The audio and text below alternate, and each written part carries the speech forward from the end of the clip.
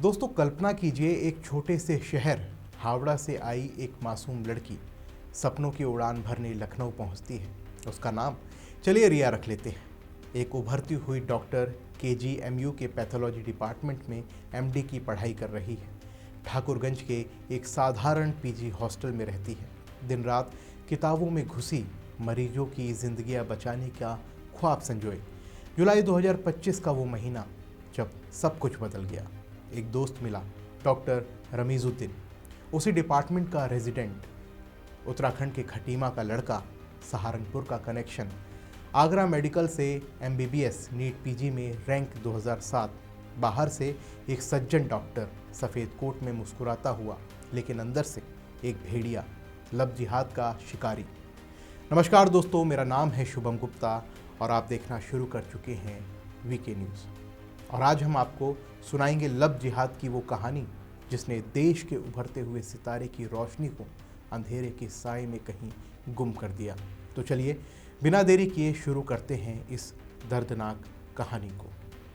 दोस्तों ये कोई कहानी नहीं बल्कि हकीकत है और कहानी ये शुरू होती है दोस्ती से। रिया को लगा ये तो अपना सा लगता है, साथ में घूमे, श्री कचौड़ी चौक पर छोले भटूरे की प्लेटें साझा की, चौक के इंद्रीश के यहाँ बिरयानी के कौरों में हंसी उड़ाई। रमीज़ ने धीरे धीरे जाल बिछाया। तुम्हारी आंखों में वो चमक है जो डॉक्टर बनने वाली लड़की में होनी चाहिए, ऐसे फिल्मी डायलॉग मारकर उसका भरोसा जीता। रिया विश्वास में आ गई, लेकिन ये दोस्ती थी ही नहीं, ये एक सुनियोजित फंदा था।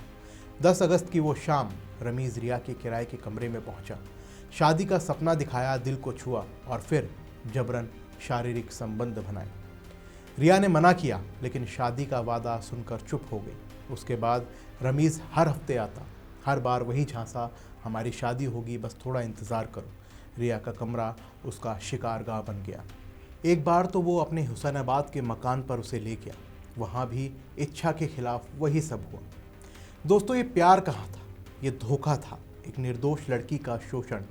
और फिर आया वो काला अध्याय, सितंबर का महीना। रिया को पता चला वो माँ बनने वाली है। खुशी का पल नहीं, डर का। रमीज़ को बताया तो उसका असली चेहरा सामने आ गया। शादी अभी हुई नहीं तो ये ठीक नहीं है कहकर ये बात दबा दी गई और बच्चा गिराने को कहा गया। बच्चा, वो मासूम जान जिसने अभी दुनिया देखी ही नहीं थी, उसको गिरवा दिया गया। दोस्तों ये क्या इंसानियत है, क्या ये डॉक्टर का धर्म है? एक लड़की का भविष्य, उसके सपने सब कुचल दिए गए एक गोली से। लेकिन झांसा रुका नहीं। सितंबर में एक और झटका। ठाकुरगंज के बतूल प्लाजा के सामने रमीज़ की पत्नी मानसी सक्सेना से मुलाकात होती है। वो कहती है वो मेरा पति है। फरवरी 2025 में ही उसने एक हिंदू लड़की का धर्मांतरण कराकर उससे निकाह कर लिया। रिया स्तब्ध रह गई। रमीज़ से पूछा तो फिर वही झूठ मिला, भरोसा रखो वो सब कुछ नहीं है, मैं सिर्फ तुमसे शादी करूँगा। लेकिन हकीकत, वो पहले से शादीशुदा था और लब जिहाद का चेन चला रहा था।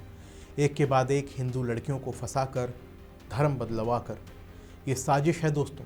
लब जिहाद के सौदागर जो प्यार के नाम पर जहर घोलते हैं, ऐसे रमीज़ जैसे डॉक्टर जो सफ़ेद कोट पहनकर काली करतूतें करते हैं, शर्म आनी चाहिए। अक्टूबर आया। रिया ने कहा अब शादी करो। रमीज़ का फिर वही जवाब। लेकिन रिया का ज़्यादा दबाव बनाने पर नवंबर में रमीज़ का असली मकसद सामने आया। उसने रिया से कहा धर्म परिवर्तन करो, इस्लाम अपनाओ, तभी निकाह होगा। रिया ने इससे इनकार किया। विवाद हुआ, दूरी बननी शुरू हो गई। लेकिन रमीज़ वो भूत बन गया। फ़ोन, मैसेज, तुम्हारी नंगी फ़ोटो वीडियो सब मेरे पास है, वायरल कर दूंगा, शादी कहीं ना हो पाएगी, मान जाओ, धर्म बदल लो। ब्लैकमेलिंग का तांडव शुरू हो गया। रिया अकेली टूटती हुई, कोई बताने वाला ना था कि उसे अब करना क्या है। 17 दिसंबर वो काली रात, जब रिया से सब कुछ बर्दाश्त नहीं हुआ तो उसने मिर्ताज़पाइन और बेनलाफेक्सिन की 30 गोलियां निगल ली। सुसाइड करने की कोशिश की, लेकिन किस्मत ने बचा लिया। दोस्त शुभम और उर्वशी ने ट्रॉमा सेंटर पहुंचाया। 19 दिसंबर को डिस्चार्ज भी हो गई, लेकिन जख्म वो तो ज़िंदगी भर के हैं। रिया ने ये बात अपने पिता को बताई। पिता का गुस्सा फूटा। राज्य महिला आयोग, CM जनसुनवाई पोर्टल पर शिकायत की। मेरी बेटी को लब जिहाद में फंसाया गया। वो पहले से शादीशुदा है। 22 दिसंबर को आयोग के उपाध्यक्ष अपर्णा यादव ने प्रेस कॉन्फ्रेंस की कार्रवाई का वादा किया।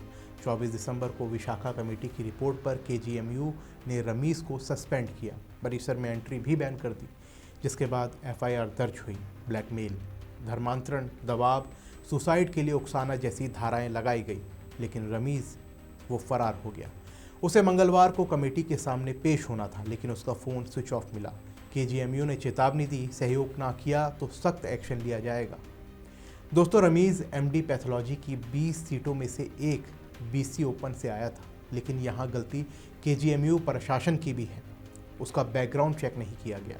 और अब सुनो दोस्तों, ये सिर्फ रिया की कहानी नहीं, ये उन हज़ारों लड़कियों की चीख है जो लव जिहाद के जाल में फंस रही हैं।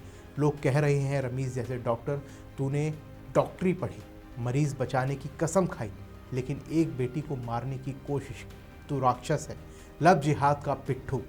और वो मौलाना जो मस्जिदों में फतवे देते हैं, जिहाद लड़ो, हिंदू लड़कियों को अपना बनाओ, तुम लोग समाज को बांट रहे हो, प्यार के नाम पर हत्या करवा रहे हो, शर्म करो।